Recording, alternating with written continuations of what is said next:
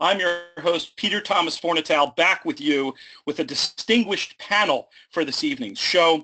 Our first guest returns after his most recent appearance on one of these webinars for the Kentucky Derby. He's the creator of the Beyer Speed Figures and the author of many wonderful handicapping books, including the legendary Picking Winners. He is Andy Beyer. Andy, how are you doing tonight? Hi, Pete. I'm well. Happy to be here. Excellent. Our second guest, you know him from the great work he does at NYRA on their broadcast, where he's among the most talented and interesting analysts in the game. He's also my wife's favorite handicapper, present company included. He is Andy Serling. Andy, what's up? Not much. Nice to be here. Thanks for having me. And Pete, by the way, little Andy is not among the best analysts in the game. He is the best public racetrack handicapper who has ever been. So don't lump him in with anybody else.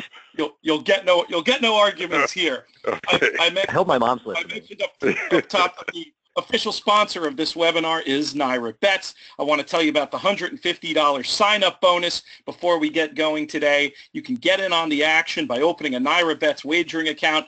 Join today and earn a $150 bonus. Getting the bonus is easy. Just use the promo code DRF150, bet $150, and you'll get $150. Bet the Preakness, the Belmont Stakes, and great racing at hundreds of tracks from anywhere, anytime.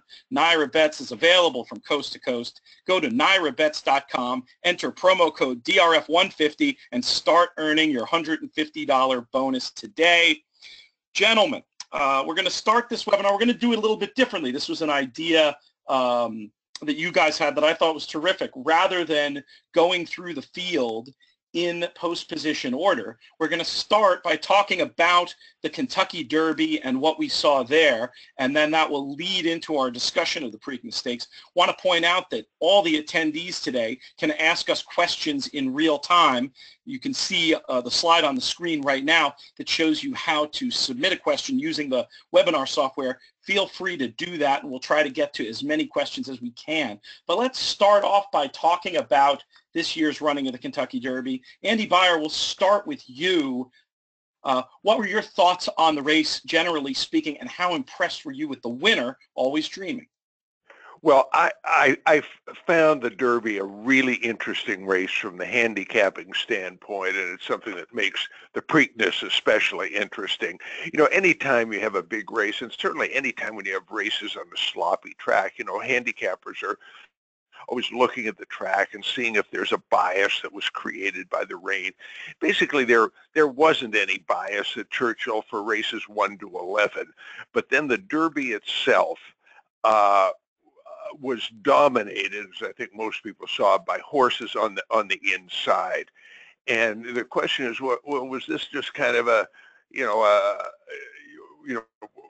an aberration? Was this significant, or is it just the way the race played out? And as I kind of reviewed the race, I think that for whatever reason, a huge bias appeared for the Derby that dictated the outcome of the race. Okay, Always Dreaming was on or near the rail all the way. You could say, okay, well, maybe he was much the best horse. But when looking at Lee, a plodding 33-1 shot, who hadn't won a race in a long, long time, hugged the rail all the way to finish second, that was certainly an indication, that the rail was an edge. But the clincher for me was the third horse, Battle of Midway, who was chasing Always Dreaming, one path removed from the rail. They turned for home. Battle of Midway was dead meat, and yet not a single horse trying to rally on the outside could get past him for third position. This was a huge bias favoring the rail, and you got to look at every horse who's in the Preakness in the context of that bias. That's my opinion. Andy Serling, you're a keen observer of bias. Did you see the race the same way that Andy Beyer did? Yeah, pretty much. I mean, I think that sometimes it's odd. Biases are tough, especially as Andy, I think, correctly pointed out. It sort of came out of nowhere. I mean, I know that the rail had been very strong on Friday, but there was no evidence whatsoever. You had the same track on Saturday.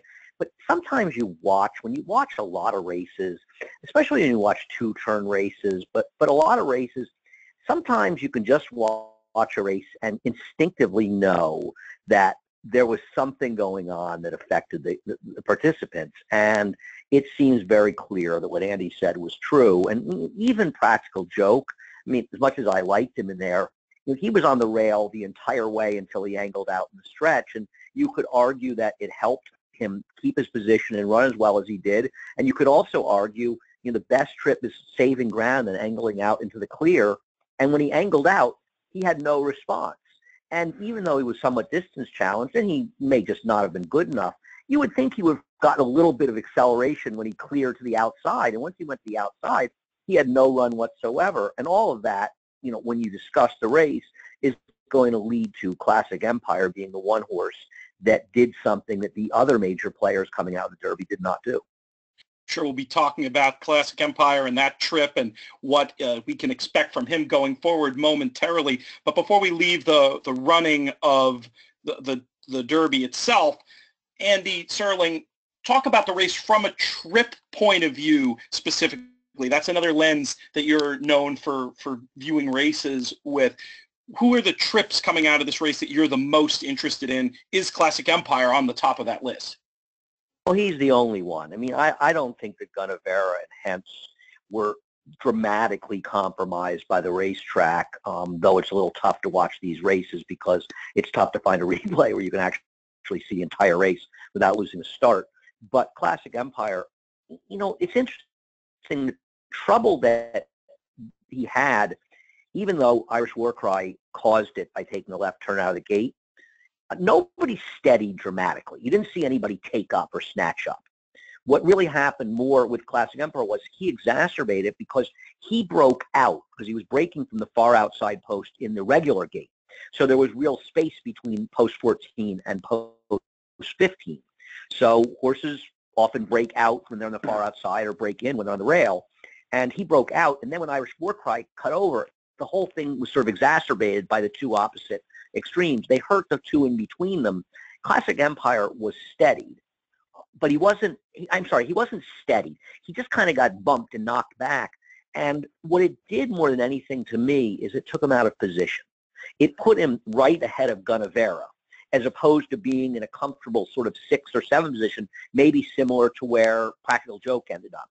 And had he been in that position and saving ground, he might very well have been in a position to challenge the winner of that race. But because he lost that valuable position, he was always behind the 8 ball. So not only did he end up wide and trying to rally wide, but he also was taken out of the most comfortable position that he would have wanted. Yeah, I'd like to add something to that, if I may. Please. I thought the most significant trip in the Derby, in my estimation, was always Dreaming's. That he had just as good a trip, as he could have hoped for. He's on the rail. He's chasing a horse who's going to collapse. At worst, he was in the 2 path for a while. Under the circumstances, it was a perfect setup. And for me, what is really significant, now I didn't like him going into the Kentucky Derby because he had scored the one significant victory of his life in the Florida Derby with an absolutely perfect trip where he was sitting second behind one of his own stablemates, and when the stablemate faded, he drew off and dominated the field without a challenge. So if you've got a horse who has had 2 good-looking races in his life, both with the aid of perfect scenarios, and now he's 4 to 5. I know what I'm going to do. I'm going to throw him all the way out. That's fantastic. I like that. I like the courage of the convictions, as always, from Andy Beyer. Anytime you can oppose a horse who's going to be so short, that got to get you excited from a parimutuel perspective. Andy Sterling, are you as bearish on Always Dreaming as Andy Beyer? Well, I have a great hedge because working for the New York Racing Association, we always root for the Derby winner to win the Preakness. It's very good for our business. So I don't have to bet him. I completely pitch him and do very well should he end up winning the race. And listen, I don't think Andy is saying he has no chance to win. He can clearly win this race. He has horrible value. I think that's the point that Andy's making. And he's had things go very, very well for him in 2 races. I don't disagree with any of that. And now he's facing, and we'll talk about the handicapping much more, but he's facing a legitimate speed in Conquest Mo Money. Conquest Mo Money's last race was very good. And so he's going to have to contend with that horse. And as far as the race developing, he's going to have to chase him, in theory, put him away, and then hold off any closers. So he's in a much less enviable position than he's been in. And as Andy says, he's going to be 4 to 5. So while I'm not going to be shocked when he overcomes it, I do think he's a horrible betting proposition. Yeah, little Andy on his NYRA shows has a phrase that to describe horses like this that I've always loved. That he says he's all dressed up. I mean that things have gone right. So you look at this horse on paper, and he looks very good. 4 wins in a row, all by decisive margins. Yet 2 of them were against joke fields, like he's 1-5 at Tampa Bay, and so and then he gets 2 perfect trips. I mean that he's you can't be more dressed up than that.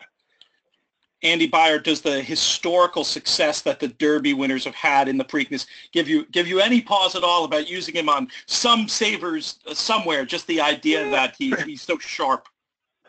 Well, I don't know how sharp he is. He with a perfect trip, he got a figure of 102 that in most Kentucky Derbies would might get you 4th place. So this horse isn't that good to begin with, and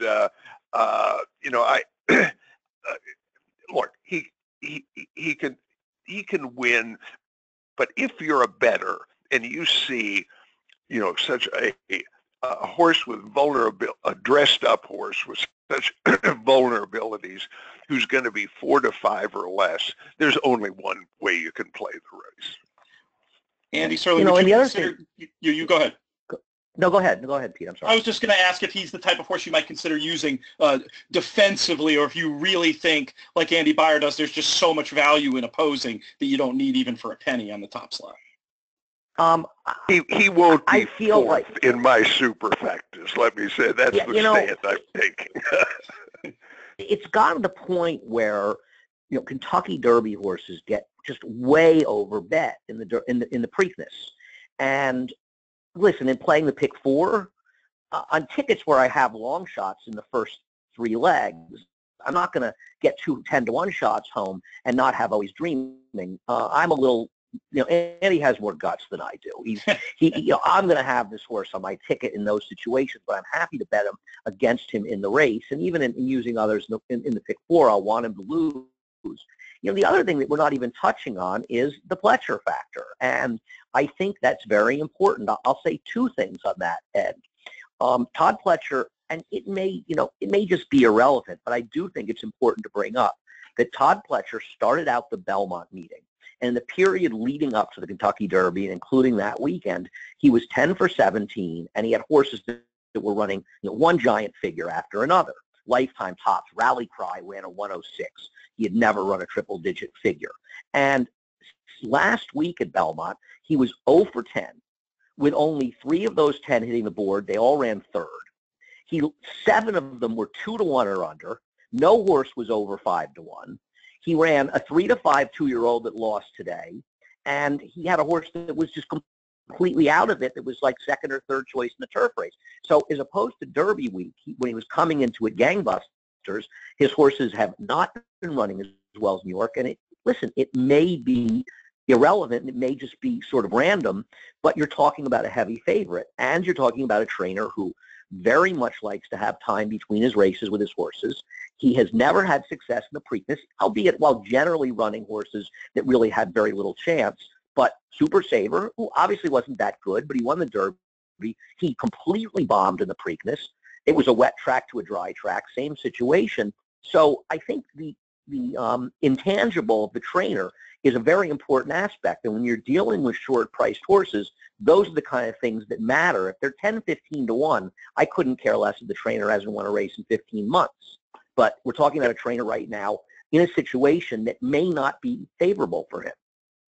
And Super Saver is a useful precedent, because here was a Derby winner who had the absolute best trip in that 20-horse Derby, and he wins and gets all the usual hype, and then he disappears.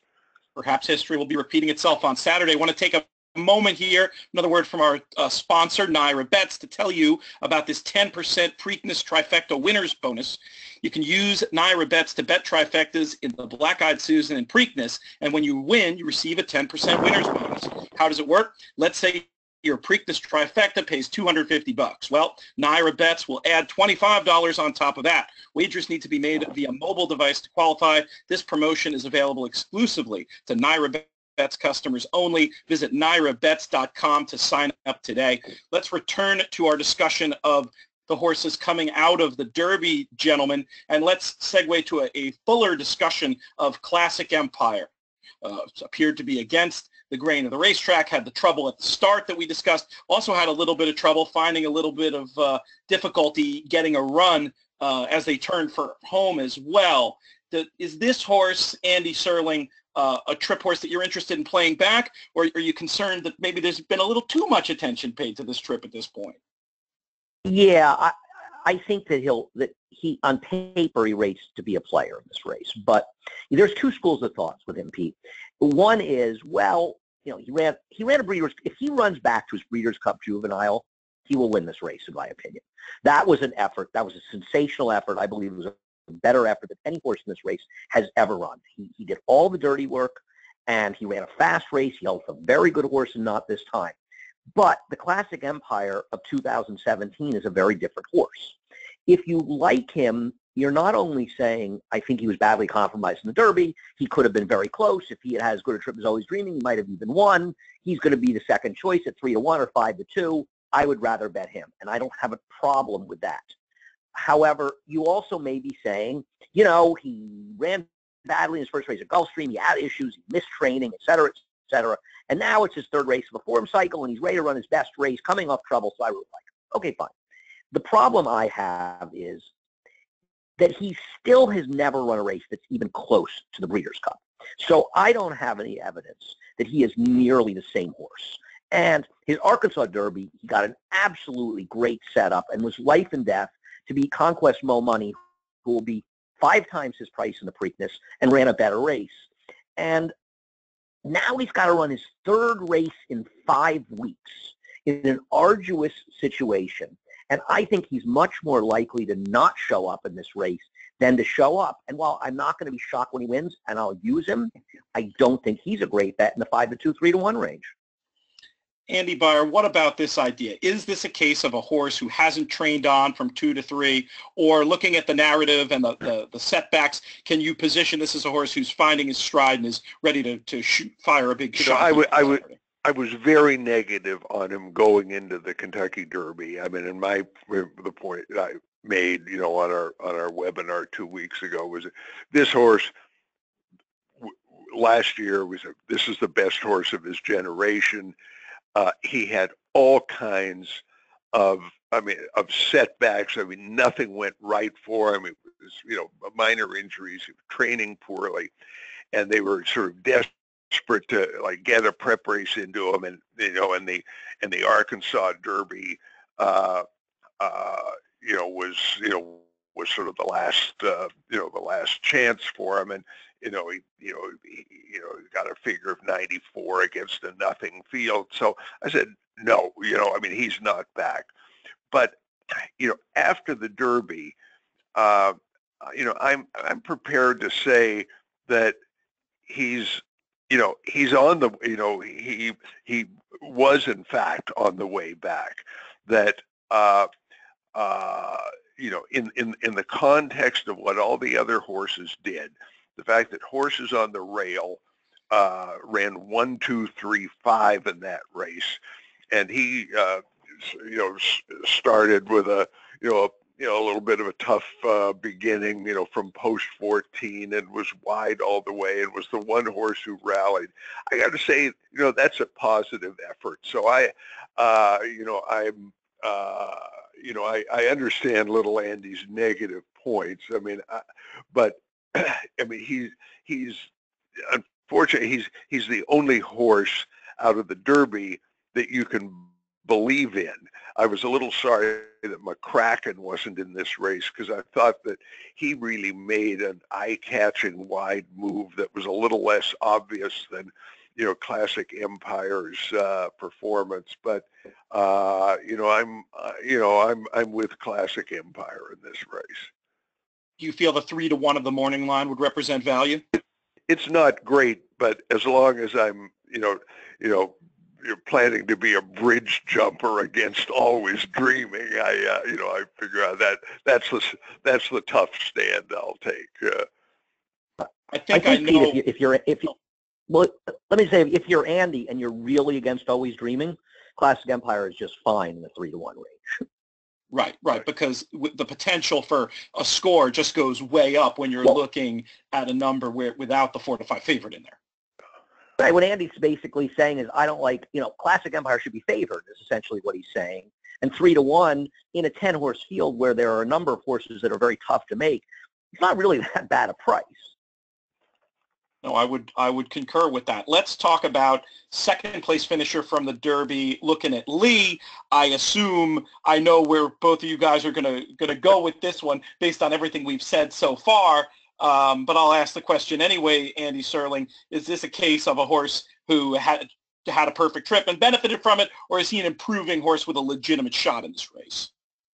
I don't like this horse at all. I've never liked any of his races. I thought he sucked up in fast-paced races in Arkansas. And I'm going to say that not only is he proof positive of the strong rail, I think a very good argument could be made that he may have been the one horse that really benefited from a wet track. I mean, it's a sloppy track. It's badly labeled as a wet, fast track in the chart. That was a sloppy track. And I think he both the rail and the slot may have moved him up. And I also don't see this race as a total meltdown of some sort. Yeah. Also there's a real history in the Derby of kind of bum horses plodding up and picking up the deadwood to finish second or third. I mean, Andy, you have a better memory than I. The horse who finished second to California Chrome, that was Commanding Curve, was that. Yeah. It was never heard. He won from 2 years again. later. Yeah, and so and to have look at Lee not only be the clunker upper, but also to do it with the benefit of a gold rail. Let's say if I could find a horse for horse bet against against him, I'll take any other horse. That's says it. That pretty much says it all. How about the other runners coming out of the Derby? It didn't sound like you thought there were major trip excuses, Andy Beyer, for the likes of Hence and Gunnevera. But what about Hence? Is he a horse who? Well, let's talk. We talk about them together. I mean, because I like both of these horses, going into the Derby, and I really can't make any excuse for Hence, just watching the race. I mean, he just had no run. Guinevere, wound up really wide, but he didn't do that much. But again, they were against the track. It was a wet track. They came into the Derby with good form. I mean, if they're big prices, I don't think it's a stretch to say, I'm willing to dismiss the Derby as a fluke and give them another chance. I mean, I wouldn't do it with great conviction, but these are horses I would certainly put on my ticket with Classic Empire. is it also fair to say that part of that relates to having such a negative opinion on the favorite, that when you're in that situation, it allows you to be more creative and more forgiving with horses will be a price? Right. Well, I'm looking for horses, first of all, who are outside on the Derby track as opposed to ones who are inside. And since Guinevere and Hence, we're presumably somewhat compromised by the track, you got to throw them in. But I think little Andy would agree with me on this. You can't, you really can't see too much in those Derby films to make you real confident about these horses. Andy Serling, what do you have to add on Hence and Guinevere?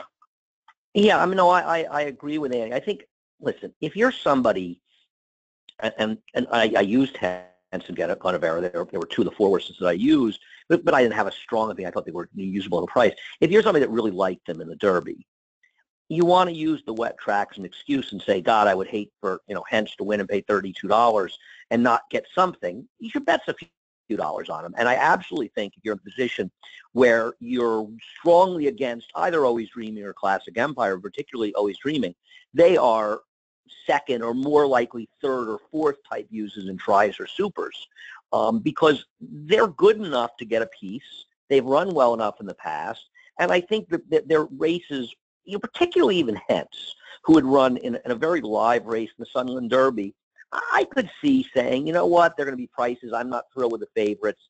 I don't want the horse that I like at a decent enough price to win or run second and not get some money when Hence are going to Vera. So I think they're very usable as savers in your play.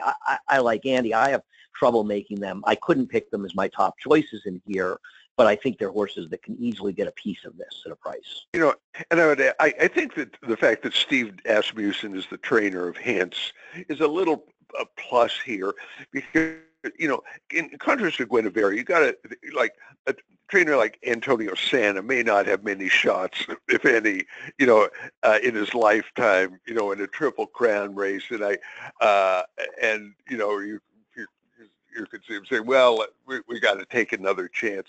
I mean, Asmussen, if he didn't have any confidence in this horse, certainly has plenty of other things he could reasonably do with him. So I think his presence here is a little bit of a positive. It's very logical. And also maybe he didn't like the 6 weeks. He was off 6 weeks before the Derby. So I think I agree with Andy. I think of the two, Hence would be the one that would be higher in my play. I got a question in over the transom here about the post position and the odds. That info can be found elsewhere online. I will go ahead, and when we do questions at the end of the show, I will run through that for anybody making notes as we go along. Going to take this midpoint in the broadcast to tell you about the NYRA Bets 1, 2, 3, 4 million point hit and split. You can earn more at Pimlico during this week's with the NYRA Bets 1, 2, 3, 4 million point giveaway. Starting Thursday, hit the Pimlico late pick 4 to split 1 million points. On Friday, late pick 4 winners split 2 million points. And on Preakness Day, winners of the $2 million guaranteed late pick 4 starting in race 10 will split 3 million points. If you hit the Pimlico pick 4 on Thursday, Friday, and Saturday, NYRA Bets members will split 4 million points. Find details on this and all Preakness Week wagering promotions at NYRABets.com. NYRA Bets, racing's best play.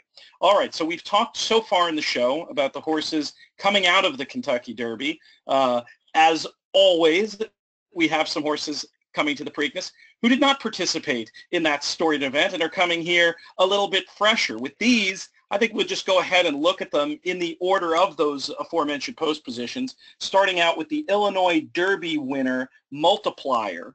Andy Serling, we'll start with you with your thoughts on Multiplier. Does he have a genuine chance to make an impact here? No, he has absolutely no chance based on his races. And he beat a horse, Hedge Fund, who's running earlier on the Preakness card and I guess has a chance. I think it's probably the Sir Barton. He got a very good trip, I thought, that day overall. He has not run fast enough. So unless you've got some feeling that he's going to jump up another 5 or 6 lengths, and even that may not be enough, I think he's way over his head, and he should be 50 to 1 or bigger in this race. Anything to add, Andy Byer? Yeah, I do have something to add. I agree with Andy's bottom line assessment. When when when the figure for the Illinois Derby was originally published, it was an 88, and we have subsequently raised it to a 94. I mean, the reason being that the race came up unbelievably fast, and I mean unbelievably. I mean that if you made a figure based on the other races that day, I mean this horse would have been like a cinch in the Preakness. Randy Moss, who does our Hawthorne figures, lowered it appropriately, but a couple horses have already come out of that race and run better than the figures we gave them, and although this wasn't a monster race, it was better. I think 94, it looks like the right number, and that's not going to get it done. While we're talking about figures, Andy, a question just came in about the Hentz figure from the Sunland Derby. You talked about why it was raised on the broadcast we did 2 weeks ago. Has there been any subsequent information that makes you want to believe in or question that Hentz figure? Oh, that's solid. I mean, so many horses. I mean, the figure was a little we do not just go back and and raise figures willy-nilly if a race is producing winners. But it's just when we make the figure, if we have a question about it, if it looks a little ambiguous, then we'll go back and review those races. And it was clear that we were too low on the races in the whole latter part of the Sunland Derby card. I mean that was a solid race. Lots of horses are run well out of that field. So that that 97, I'm totally confident in. It was a real solid race. Let's move on. Can I add to that? Oh, please, can I please, add to that for 1 second? Well, I mean, just to add to that, Hentz, the second finisher, Conquest Mo Money, well, he's in the Preakness, and he improved 2 points while running in the teeth of a vicious pace in Arkansas. Hedge Fund was third. He improved 11 points in the Illinois Derby when second behind Multiplier. IRAP, who was fourth, improved his figure 10 points when he upset the Bluegrass next time. So there might be a better argument that Andy should have made the figure higher, but certainly not lower. Makes sense. Cloud Computing's a horse I'm very curious to get your guys' takes on. Thought he stamped himself as a major talent right from the beginning of his career. He could have run in the Derby. Chad Brown opts to run him here instead. What are your feelings coming into this race, Andy Serling, regarding Cloud Computing? I like this horse, and I'm really betting this horse. His debut, to be fair, he's probably not really a 6 furlong horse. And he broke a little slow, and he spent a lot of time on the rail. That was the right place to be, but he got the job done over a horse who came back with an easy win, a bias-aided win, but a legitimate horse in mineralogy. But then 3 weeks later, he comes back in the Gotham, and that was a day with a huge gold rail, and he forced a fast pace. And he did tuck in behind them, so he wasn't against the track from that perspective, but he was forcing a fast pace that just completely incinerated. He made the first move into it. J-Boy's Echo, meanwhile, broke from the rail, sat on the rail, and didn't angle off it until, around the 5/16 to 3/8 pole at some point when he circled around the tiring horses. And unlike, El or Reed, who was all the hype going into it, as well as the fourth finisher, Cloud Computing not only never really gave an inch. I mean, he was digging in and fighting back against J-Boy's Echo late in the race. And this was a horse who, it was his second career start, going 5/16 to a mile farther 3 weeks after his debut. Then he comes back in 5 weeks in the wood. And a lot of people are going to say, oh, well, he really didn't run that well in the wood. He didn't legitimize your belief that his Gotham was very strong. I strongly disagree with that. He earned a buyer figure 6 points lower. And he broke a length slow. He found himself back in last. He was forced to make a middle move just to get into a contending position. And while he didn't threaten, he didn't completely fall apart. And that was a track where its speed was heavily tilted towards speed. And especially in the two-turn races, seem to be exaggerating the performances of the horses on the lead or near the lead, and vice versa, hurting horses that were farther behind. So he was dramatically against the racetrack in just his third career start, and yet he still ran a credible race. Now, Chad Brown, instead of throwing the wolves in the Derby, he said, I'm going to wait. I'm going to do what Red Bullet did when, he ended up upsetting the Preakness and didn't run in the Derby. And now he's catching these horses at the right time. It's a vulnerable field. It's not as though there are a lot of superstars in here. He's tactically, he's going to be well placed tactically because he has enough speed, assuming he doesn't break badly again, and he'll be in a good position in here, and he's going to be 10 or 12 to 1. So I think he's a great betting opportunity in a race where I don't really think there are that many horses that I'm supposed to be afraid of. I hadn't thought of the Red Bullet comparison. That's very interesting. Andy Beyer, you mentioned the trainer angle as a potential positive on Hence.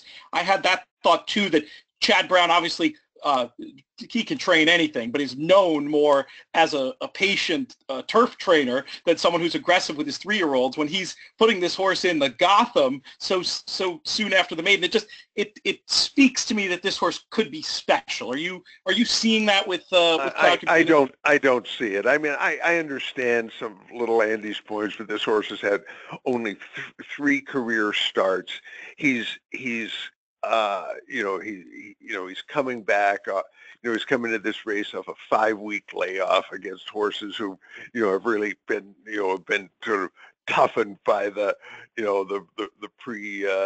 Triple Crown competition. And if speaking of the trainer, I mean, if this were a turf race, we would, and a horse under similar, with a similar profile, we would be very positive about this horse because it's Chad Brown, and he is a great turf trainer. But at this stage of his career, you can't call him a great dirt trainer, and he doesn't have that magic. He's not Bob Baffert, I'll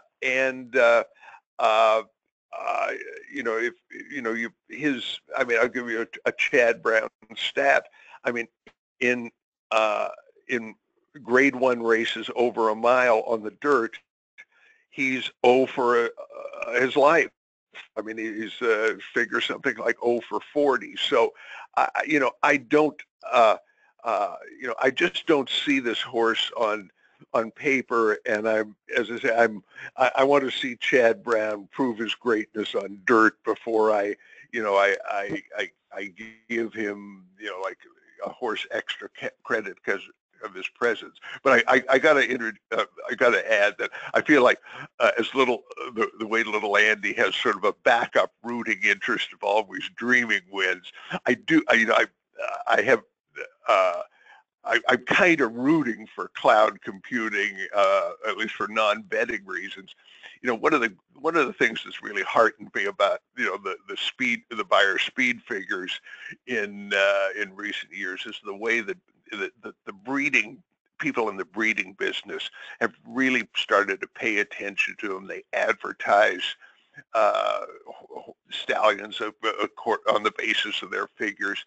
And McLean's Music is a horse who got his chance at stud because of a speed figure. He won his racing debut at Santa Anita with a figure of 114, which was the biggest first-time starter figure ever, and he got hurt. And normally a horse like this, he'd be standing for $1,000 in West Virginia, but because of that figure of 114, my McLean's Music, got a shot at a significant farm, Hillendale Farm, and got a good book of mares.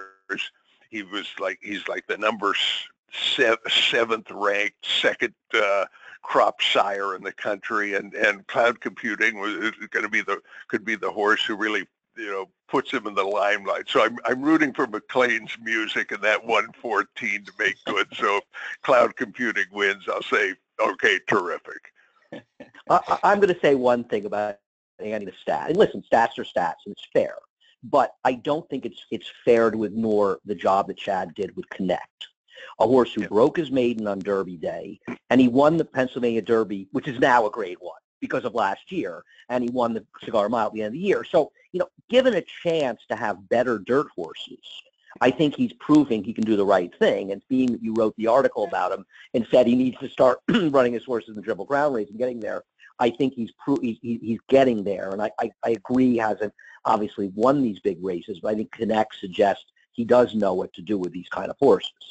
Yeah, I just think, it's just there are two different, training dirt horses to the Triple Crown and training turf horses. It's two different skill sets, and you really,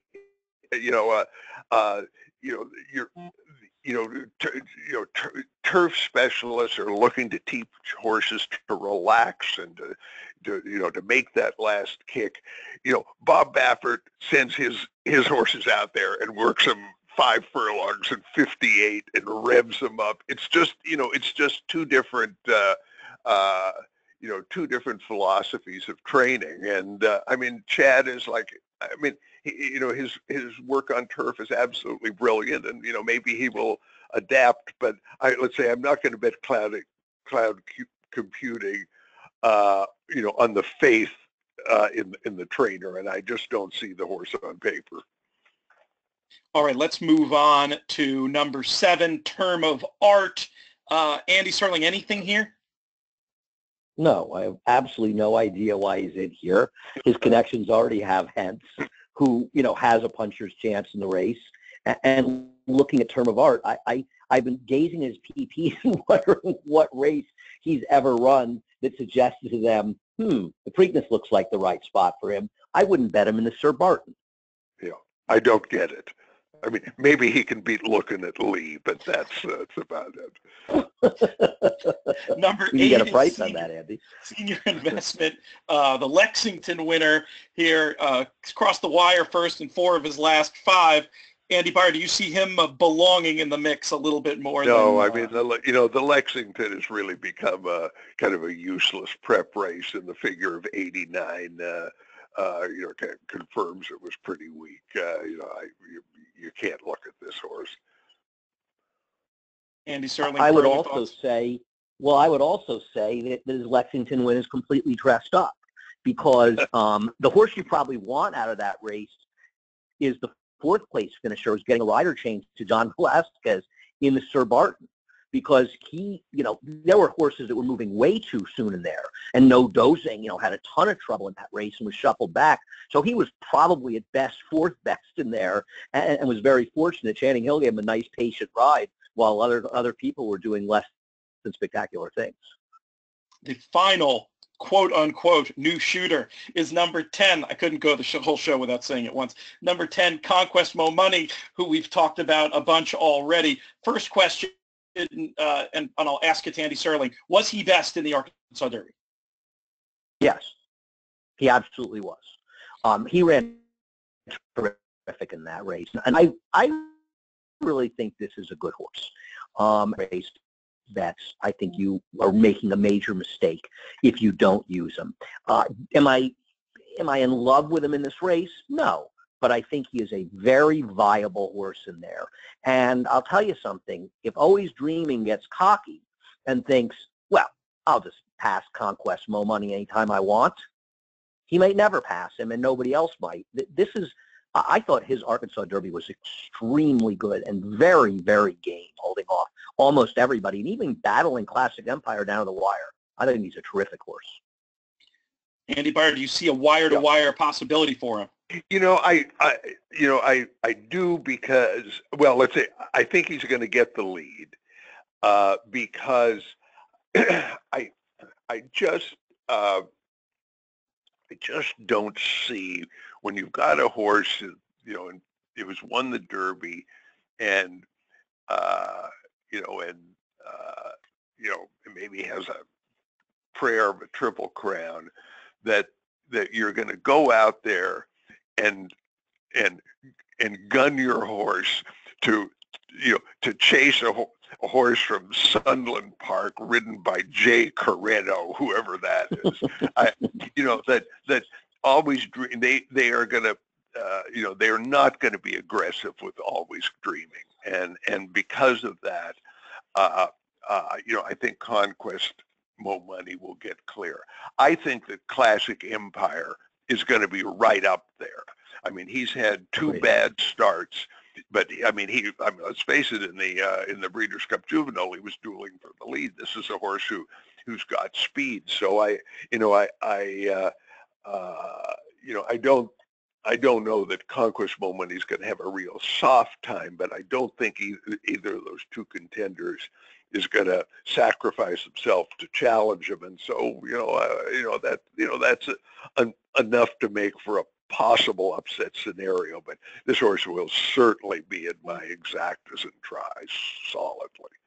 All right. In a moment, we're going to get to some listener questions. I'm going to go through the field in post-position order, and at the very end of the show, I'll ask you gentlemen for your official numbers for webinar picking purposes. If you want to give a top 3 or a top 4, that's up to you. But first, I want to have one more word from our official sponsor, NYRA Bets. I want to tell you once again about the $150 sign-up bonus.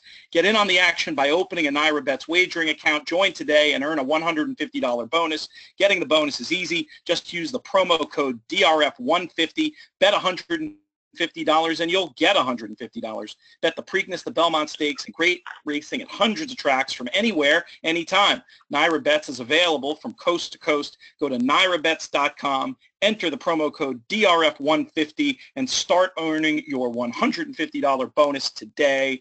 All right, and now we'll move on to some listener questions. The first one: have either of you heard anything from the grounds at Pimlico this week in terms of how horses are training that it affects the way you're thinking of approaching the race? Andy Byer, I'll start with you. Any local gossip? No, I have not been on the ground at Pimlico, so so the answer is no. And whereas going into the Derby, I mean, the way horses are training is always kind of a key issue. When you've got horses coming back on a 2-week turnaround, it's in the modern day, it's relatively unusual to have some horse, like deliver a big workout at the old hilltop that has all the clockers buzzing.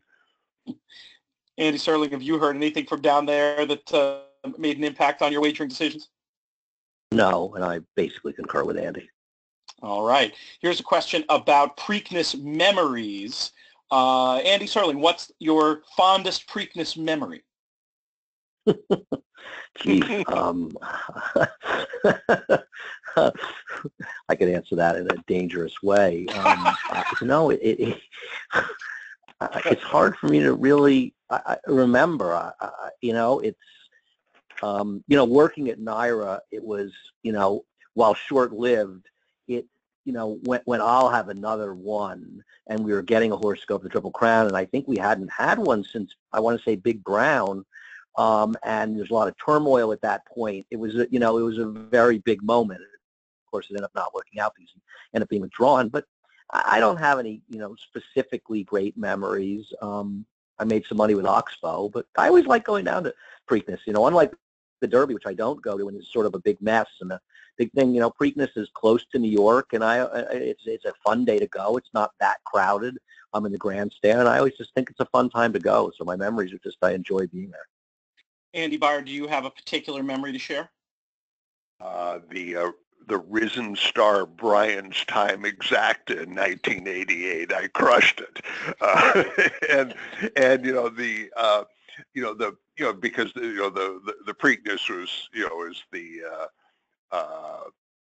is our local race, and I covered these races for decades. I mean, there were some great ones. I loved Rachel Alexandra, and I thought that her bid, to win the Preakness and to succeed at it was just tremendous drama.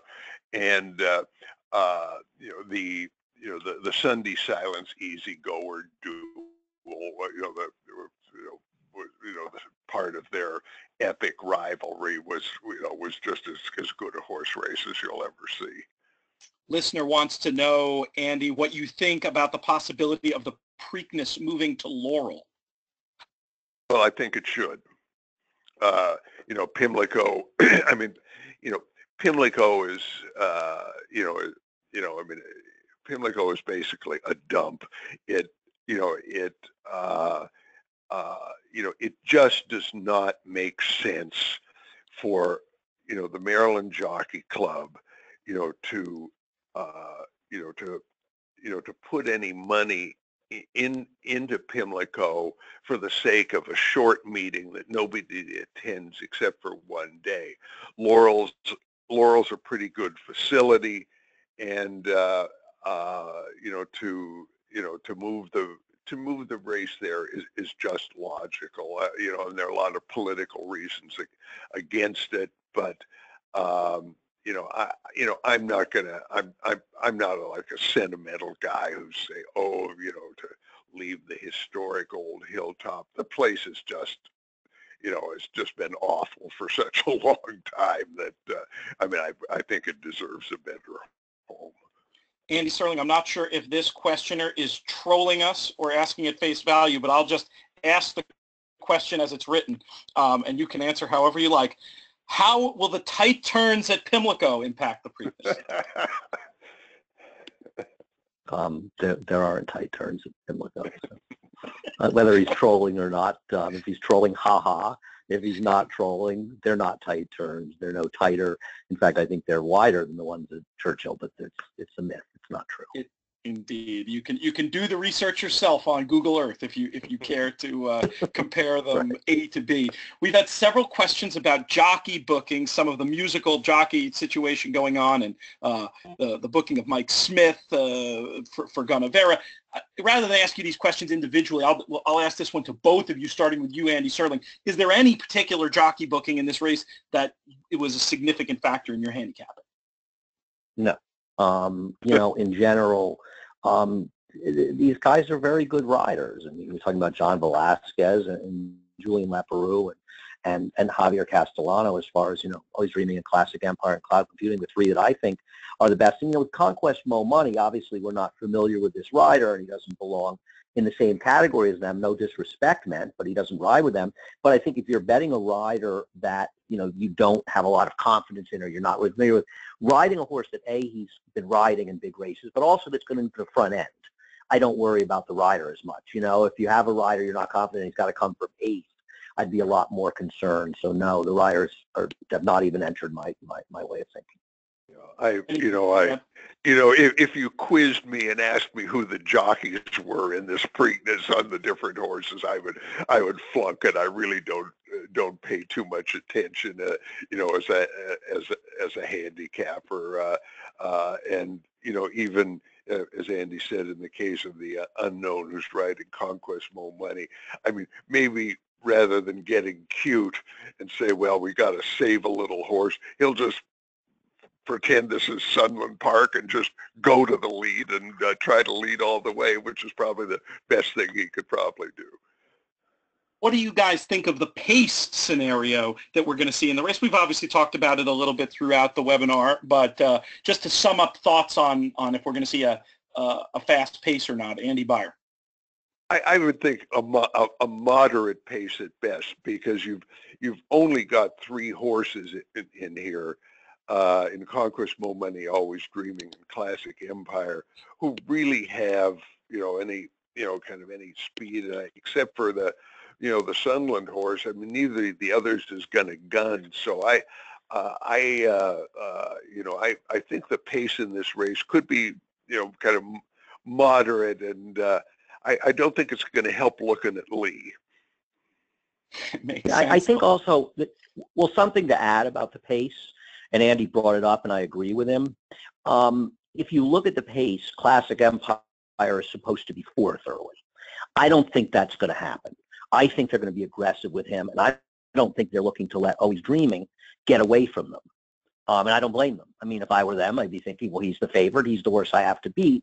And so I think that you'll see him and Always Dreaming in reasonably close attendance to Conquest Mo Money. And since I think that Cloud Computing is the only upsetter I really want, and I'll use Conquest Mo Money as well.